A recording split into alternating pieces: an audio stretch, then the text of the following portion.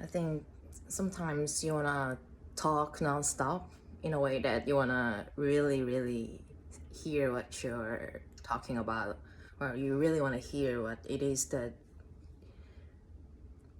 needed to be talked out of your mouth.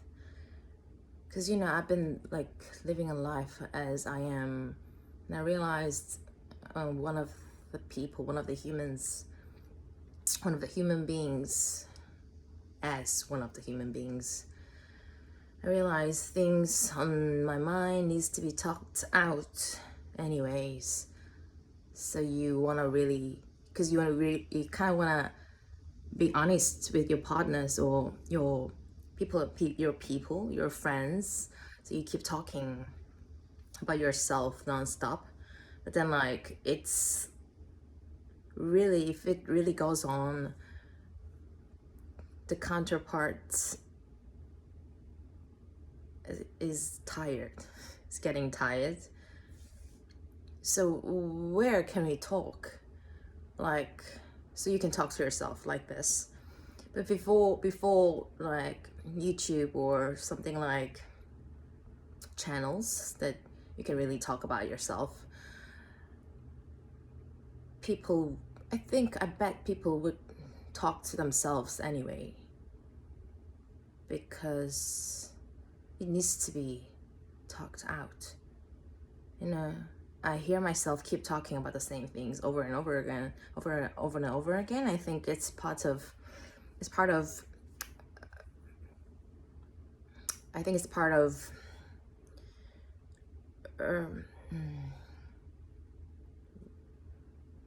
refining work, like when you want to really be good with your grammar, be really good with the terms and the velocity and the speed and words, vocabularies and everything.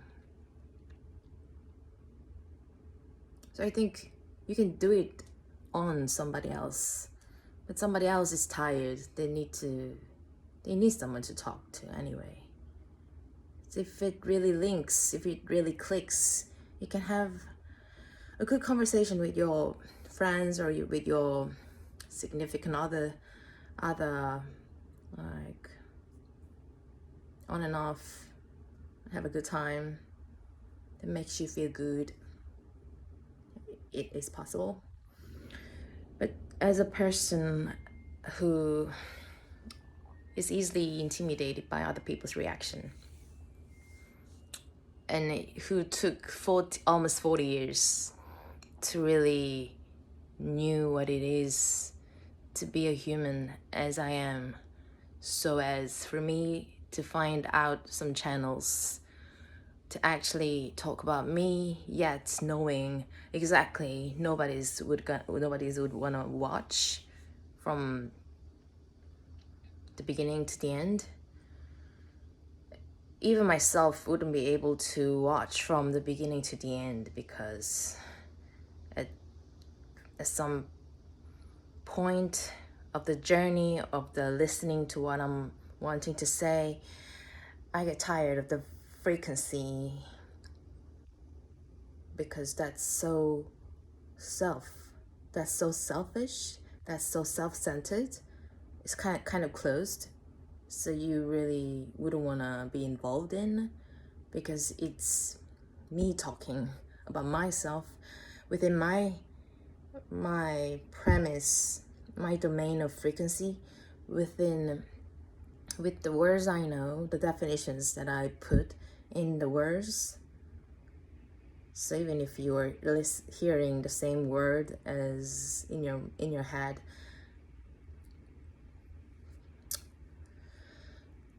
the word that's been used wouldn't be on the same page.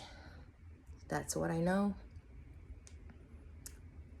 So, I've been choosing to say something by myself to myself and publish it as one of the videos on YouTube a lot when I really wanna talk. But when I really knew that no one around me would have time for me,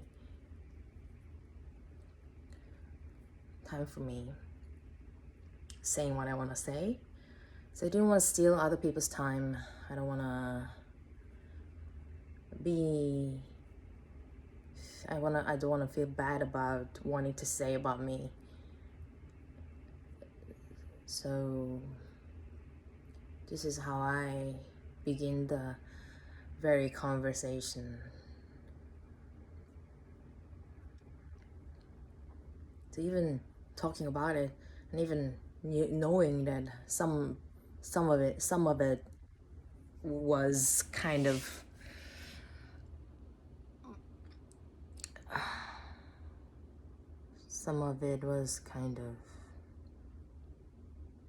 settled down. I feel better. You know, sometimes it is about the relationship with other people, but it's also about your relationship with yourself, with your words, and with your life. The gravity, the inertia, and the power and stability in your mind, and your financial status, or your security around your life in general, and everything. As much as I would like everyone in the world to see what I'm wanting to say, but also I want to keep it to myself. I think it's the whole part of being a human being, like the whole paradox, whole irony of self and unself life and not life. You know, it's too late to talk about what had already happened. Knowing what it is, knowing today is the day of my breath, my life, myself. You know, many of the thoughts are coming from yesterday, and all the other potentiality is there already, unseen. It doesn't mean that it doesn't exist. And the fact that I am here doesn't mean that I exist.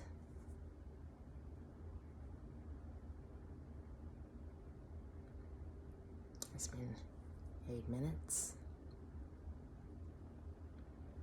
You know, things that's been resolved within you is so irrelevant with that of others. So the small talk that's been going on between you and other people, other person, is the least thing or the maximum value of conversation, because if it goes further than what it is, if it goes further than what's so superficial, the complication emerges, and it just covers your vision, and you just want to get away from the exact spot. And it doesn't mean that you're running away from the person, you're running away from the emotions, you're running away from the concept of that person that's triggering what's inside of you, that which affects your emotion so fast, so quickly. You're captivated by the emotions that you really hate. Then it's all about you. Also, it's all about people around you, but not really. So life is like constantly you and the projection of you, and also again back to the others. So death would mean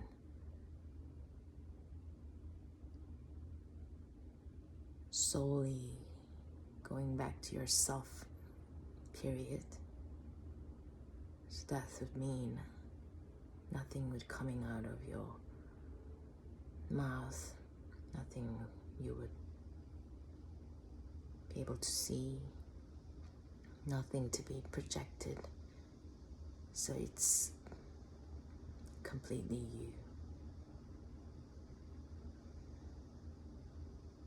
So life would mean then yourself and also yourself and others. That's constantly associating with each other, engaging in and engaging out, involving in and involving out, revolving around what's truth, what that's truth, or that's lie. It doesn't matter. At the end of the day, you as a human being in a safe place, if possible, going back to sleep and getting your consciousness back, just to have a day. If you get lucky, just to have a joy for the day.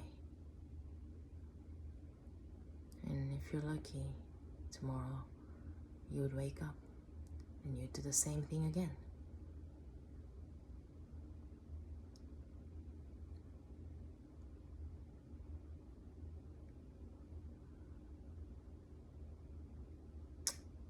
And so this is life. It's something. It's been 12 minutes. I feel way better.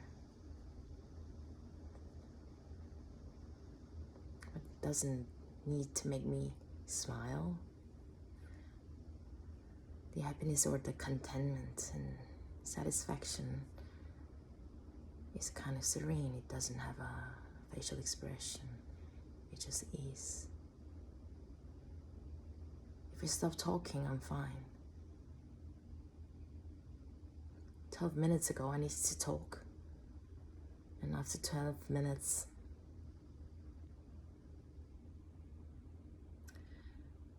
I'm good as I am. But I also know that this is only a temporary event. And I need to go to work. How classic the ending is.